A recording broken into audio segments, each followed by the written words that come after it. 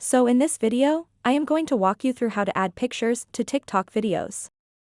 There are a handful of ways that you can do this, and I am going to show you a quick and easy way to add pictures to your TikTok. I'll put a link in the description for another way that you can do this, so without any further ado, let's get started right away.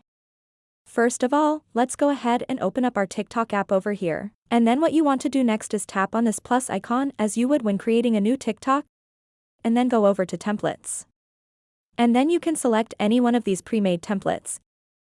So you can swipe through this, and if you find something that you like, simply tap on this red button over here. And it will start to download some files.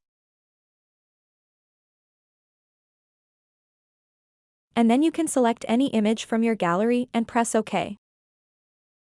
It will take some time to apply the effect. And once it is done, you will see that it is a video that was created by the images that you selected. And then you can press next and post this as you would with any other TikTok. If you have any questions about all of this, please let me know in the comments below. If not, please give this video a big thumbs up and subscribe to the channel for more content like this one. Thank you for watching.